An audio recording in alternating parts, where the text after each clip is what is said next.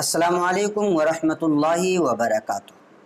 हमारे एक सब्सक्राइबर हैं आदिल सिद्दीकी साहब। वो ये सवाल करते हैं कि हम दो लोग एक कमरे में रहते हैं, मैं और मेरा दोस्त, तो क्या हम अंडरवियर पहन करके यानी कि नेकर या चड्डी वगैरह पहन करके सो सकते हैं या नहीं सो सकते हैं। गर्मी बहुत ज़्यादा होती है, तो ऐसी सूरत में क्या मसला है, इसकी वजाहत की जाए। तो सबसे पहले आप याद रखिए कि मर्द और औरत दोनों का एक सतरे औरत होता है। औरतों का जो सतरे औरत है, ये दोनों हाथ की हथेलियाँ, दोनों पैर की पिंडलियाँ और चेहरा छोड़ करके बाकी चीज़ें सतरे औरत में शामिल हैं। इनको औरतों को अपनी तमाम चीज़ों को छुपाना फ़र्ज़ है। अगर ये सतरे औरत किसी गैर महरम के सामने खोलेंगे तो ऐसी सूरत में वो गुनहगार होंगे। मर्दों का जो सतरे औरत है, नाफ के नीचे से लेकर के घुटने के नीचे तक। अब जो आम तौर पर अंडरवियर होती हैं वो नाफ के नीचे से तो होती हैं, लेकिन घुटने से बहुत ऊपर होती हैं।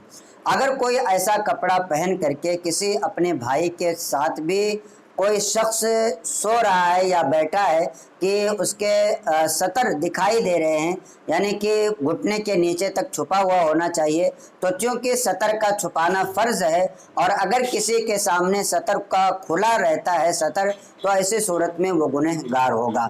लिहाजा बग़ैर किसी ज़रूरत शरइया के सतर को खोलना ये जायज़ नहीं है, गुनाह का काम है। इसलिए अगर आप दो लोग एक ही कमरे में रहते हैं या कई लोग एक ही कमरे में रहते हैं, तो ऐसी सूरत में आप अंडरवियर पहन करके नहीं सो सकते, इसलिए कि एक दूसरे के सामने सतर खुलेगा और सतर के खुलने की वजह से आपको गुनाह मिलेगा।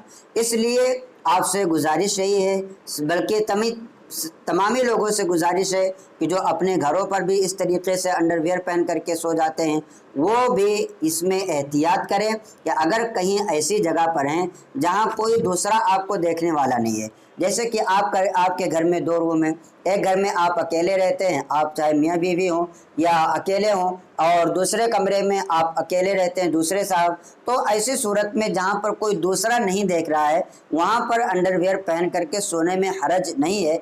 अलबत्ता फिर भी सतर को खोल करके नहीं सोना चाहिए, इसलिए कि बहुत सारी हदीसों में ये भी आया हुआ है कि जब सतर खुला होता है तो फरिश्ते वहाँ पर नहीं आते हैं। तो इसलिए आपसे गुजारिश है कि इस क्लिप को ज़्यादा से ज़्यादा गौर से सुन करके अमल करें, अपने दोस्तों अहबाब को भी ये क्लिप शेयर करें ताकि उन्हें भी दीनी मालूमात हासिल हों और वो भी दीन के मसाइल पर सही तरीके से अमल कर सकें।